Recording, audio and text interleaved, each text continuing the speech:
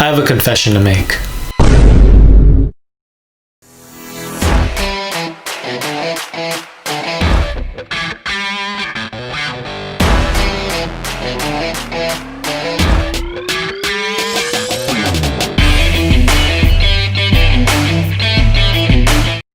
Why hello all of you beautiful people out there and my loyal minions. It's your Hypnogod, the Mastermind, Fred Lee here, and this is Living Like a Boss episode 8. If you haven't checked out all the other videos, which I strongly recommend, so that way you get the complete course in being a total baller, click the eye icon above. And for those of you, if it's your first time here on this channel, welcome. And these are one of many videos that I do, going from psychology, magic, hypnosis, to strong, powerful, awesome life advice like this, which you're about to get. Slap that subscribe button, ring the bell icon so you don't miss out on a new video that I put out every single week. That being said, destroy that like button and let's get on with what this whole confession thing is all about. Now, I do have 3 specific confessions, but these weaknesses are actually what allowed me to continue to grow and build and become the person that I am today. And I hope that through this video you can find weaknesses of your own and turn them into strengths, much like what I did here. The first confession that I have is that I'm a workaholic. And I found out the hard way after going on vacation and all those other things. If you've seen my Lake Tahoe vlog icon there, no rest, just in my head. I just have a lot of ideas brewing, a lot of thoughts. It's like, oh, what can I do? Just what video ideas? My mind's all over the place. I just can't just not sit there and just do nothing. So being the workaholic that I am, I always like to have a set schedule and do things here and there. And being a workaholic can be obnoxious. And being aware of that, I make sure I try not to push my extremely ridiculously strong work ethic on other people, because that can tear friendships and family and relationships apart if you don't keep that in check. So knowing the flip side of both the good and the bad in terms of being a workaholic, it's just finding that middle ground of, okay, I'm gonna set these days as I'm gonna work till I drop days, and then weekends just to hang out and put efforts in just being a normal social human being. Not too bad of a confession, but I had 2 more, so technically I lied. Got him! I didn't have 1 confession, I have 3. So let's move on to the next one. The second confession I have is I have trust issues. And this kind of goes back to, I actually don't really know if it's real from my childhood really, but most of my trust issues come from some of the people that I met that I thought were my friends, and then business partners, all of that stuff, and that led to these trust issues that I had. And I'll kind of elaborate a bit more. So, instances of why I had trust issues is because I had friends that I worked with in terms of passion projects and just hanging out and stuff, and then realizing that they did things behind my back. And I thought being friends is all about being upfront and open communication. And considering how you're drawn to people that share the same, whether interests, ideologies, anything, and usually there's some reason why you become friends with a set of people in the first place. But that sense of trust kind of goes away when they just do something behind your back. When I'll just give you an example. So I've done numerous passion projects and business ventures with such group of friends before, and usually I try to say, hey, let's keep this open. It's all about communicating. What's the deadlines we have to meet? Where are we going with this? Basically, when it comes to being organized and all that, because of my workaholic nature, I have a structure for how you can actually get stuff done. Because the crux of any business, I've been a sole proprietor for quite a while, I'd say almost over 10 Yeah, it's like over 10 years. I haven't kept track.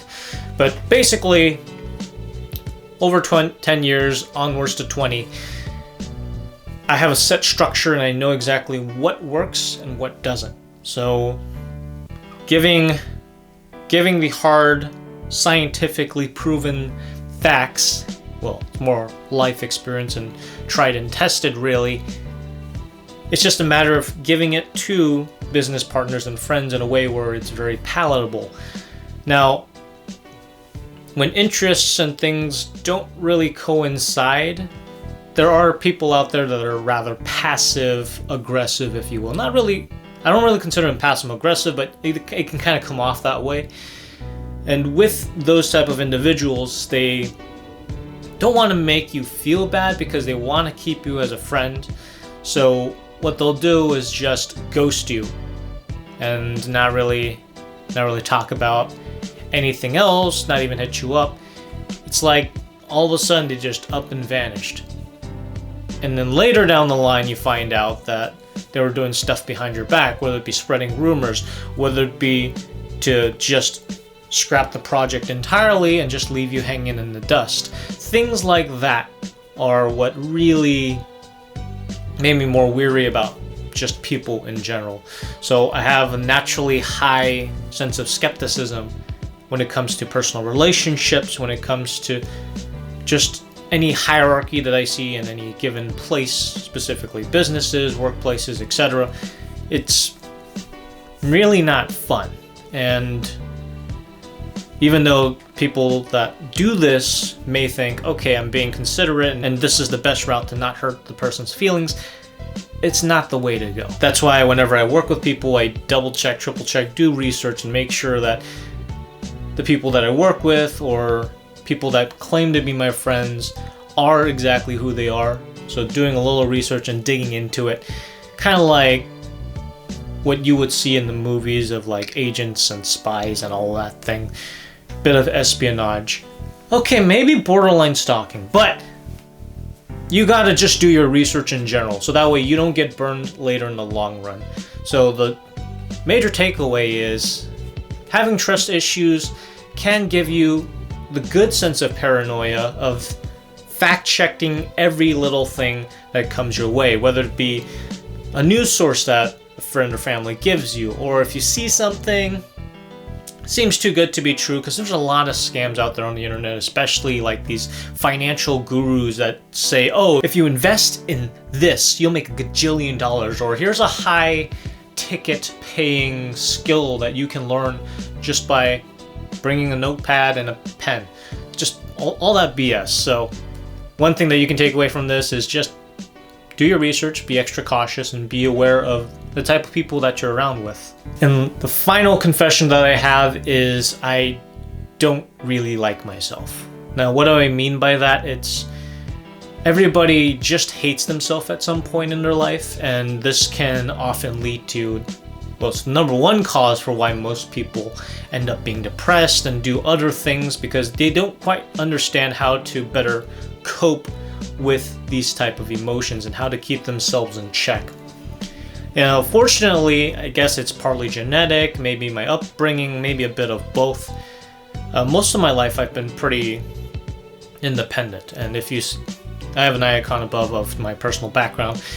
I kind of grew up feeling like an only child, even though I'm technically the youngest in the family of 2 kids, basically. I just came to terms that it's okay to hate yourself, but you gotta do something about it.